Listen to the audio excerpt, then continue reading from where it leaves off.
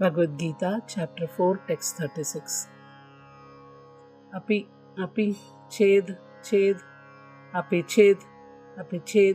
asi, asi, api chedasi, papebhya, papebhya,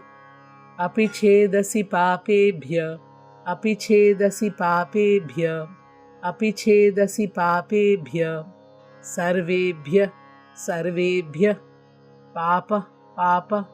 sarvebhya papa, sarvebhya papa, krit, krit, sarvebhya papa krit, sarvebhya papa krit, sarvebhya papa krit, tamaha, tamaha, krit tamaha, krit tamaha,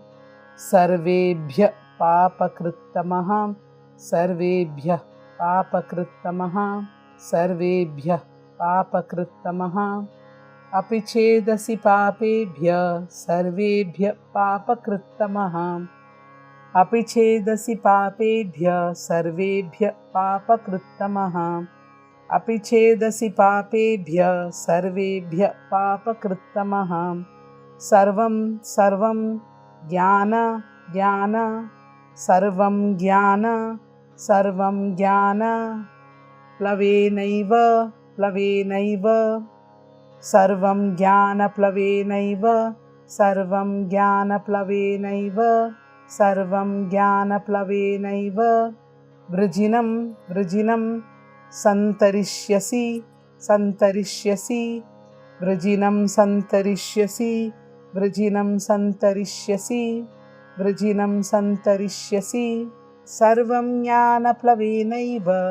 वृजिनं सन्तरिष्यसि सर्वं ज्ञानप्लवेनैव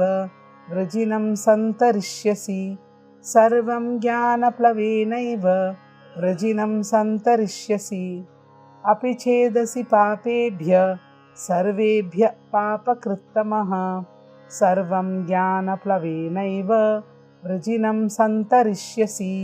अपि चेदसि पापेभ्यः सर्वेभ्यः पापकृत्तमः